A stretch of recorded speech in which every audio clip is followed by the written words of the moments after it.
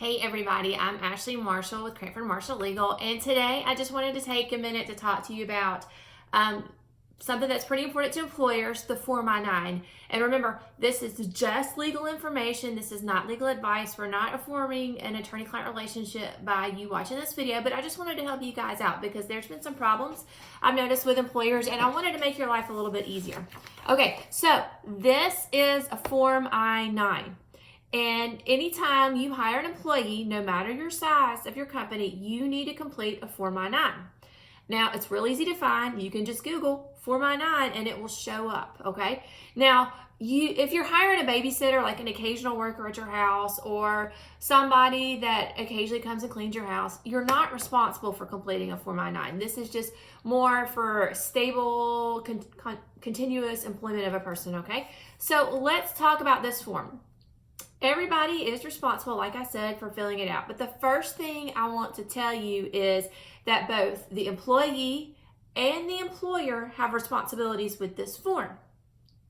Now, the first part of the form, which is the first page, is done by the employee, okay? So they're going to complete their last name, first name, and then they're going to attest how they can legally work in the United States. Now, an employee must complete and show documents to the employer within 3 business days of starting their job. So that's really important to remember. Within the first 3 days, this needs to be completed.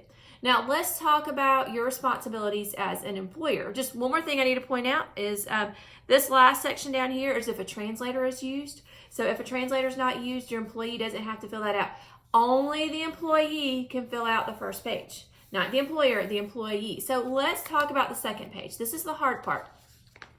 So here is the second page that an employer is supposed to complete within the first 3 business days, and they're going to be looking at documents by an employee that an employee uses to show that they are eligible to work in the United States. The first thing I want to tell you is at the very top of the form, there is an Anti-Discrimination Notice, okay? It is illegal to discriminate against a person, against work authorized individuals. Employers cannot specify which document an employee may present to establish employment authorization and identity. The refusal to hire or continue to employ an individual because the documentation presented has a future expiration date may also constitute illegal discrimination, okay? So what does that mean? As an employer, you've got to look to page 3. This is the 3rd page of the form. And you can't tell your employee, you can't say, okay, bring me your driver's license and social security card and we'll get this thing filled out for you. That's not how it works.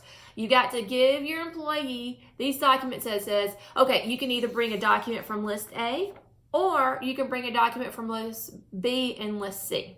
So let's talk about these lists real fast, okay? So list A is a document that establishes both your identity and your employment authorization. The easiest example of this is the U.S. passport or the U.S. passport card. It says it has both your photo ID and it says both you're a citizen of the United States so you can legally work here. There are also other documents as well that meet this category, okay? So if they show you a document in list A, you don't have to worry about B and C. Okay, so let's look at B and C. So B is documents that establish identity. Those are things like driver's license, other government issue documents, military IDs, they show identity as well. But those documents don't list whether or not you can legally work in the United States. So that's why you also need a List C document. So for a lot of citizens, they can just show you your social security card or a certificate of report of birth, a birth certificate, a Native American tribal document, a U.S. citizen card, and other things are listed. So they have a bunch of choices. But remember, as an employer, you cannot say, bring me your driver's license and social security card. That's not allowed. It's on the front page, and I hear employers do that a lot. So I don't want you guys to do that. That's probably the biggest thing I want to talk to you about. So here, what you're going to do as the employer is you're going to fill out this information, and it tells you, okay, so this is list A, and you fill in the document, or list B and list C. Now, you're supposed to look at these documents and verify them with the employee present.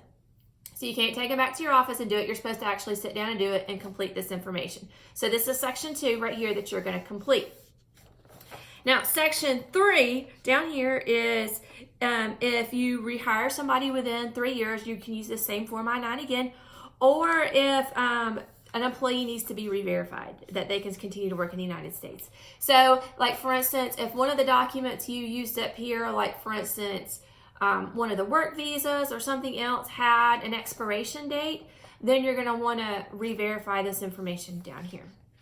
So one thing to do too is when you go through these documents with your employee, you want to go back and check the work to make sure they're done correctly. Approximately 50% of Form I-9s have a mistake on them. So that's something you want to correct. And the thing is, even though we keep these documents within our personnel files and we don't turn them into the federal government, if they want to see them, they have the right to say, okay, we're going to see your Form I-9s and make sure they're correct. And if there's a mistake can be a $110 fine per mistake, and it goes up. So you definitely want to go ahead and check and make sure this is correct. Okay, so what if you see a mistake? What if, for instance, they put their first name first instead of their last name? Okay, so what you want to do is you just draw one single line through it, and then you have the employee correct it and have the employee initial it, and you initial it as well. Simple. Don't white out, don't scribble through it, don't black it out. Just do it like that, okay? If it's in the initial phases and you're not going back and re-verifying that it was a mistake, you can also say, hey, do you just want to start this over? That's fine. You could do that as well, as long as it's within the first 3 days and it's not correct. So if you see something from the get-go, you can fix it. But later on down the road, that's not what we're going to do. So you're going to want to do that, and then you have two choices when it comes to the documents. You can either take copies of the documents and attach them to the back to show that you did prove it, or you can not keep copies of the documents. That's up to you. If you keep copy of the documents, 2 tips. 1, you need to do it for everyone, okay? Not just some employees. Every employee has to have documents to attach to the back. That's important. 2, remember, these are secure documents that you need to attach. So what you need to do is you need to make sure they're kept under file lock and key, okay? They need to be in a very secure location because it has people's personnel information on it. So the next thing I want to talk to you about is you've done your 3 days. You need to go back occasionally, like at least once a year, and check your I-9s to make sure they're correct. Okay, I know that there is E-Verify out there, and we're not going to go through E-Verify in this video, but once a year you're going to want to go through and just make sure that your Form I-9s are correct. Just perform an audit, make sure nothing up here has expired on the employee's information, and down here as well. So let's talk about if you find a mistake in your audit. Again, what you want to do is you want to call your employee back in and say, hey, I found this mistake. We need to correct it. We missed it last time. We're going to draw a single line through it. You're going to have the employee make the change, or if it's in your section, you make the change. Both you and the employee initial it and date it. And then what I want you to do is just type up a short paragraph that said, on November 4th, I did an audit of my employee's handbook. I noticed that this was messed up. I called the employee in and they corrected the mistake. And just staple it to the back. That way, if there's ever an audit of you, you have the information that you need. Now, I know Form I-9s, they seem like they're going to be easy, but then when you start dealing with them, they do get a little complicated. So I do suggest, if you have questions, reach out. The ICE has a lot of good information. There's actually a 15-page instruction on their website on how to complete these Form I-9s that you could go through. You can reach out to an attorney, to an HR person, anything like that. But if you need help, just reach out. People are there to help you. Again, this is not legal information. This is just an educational video. Know that I'm not telling you that my services for an attorney are better than any other attorneys out there. That's under Alabama State Bar rules. But, just reach out. And if you have questions, you're always welcome to contact me. I do perform Form I-9 audits for clients, and I've done that before and help clients go through it and make sure that you're not going to have an issue. So you guys have a great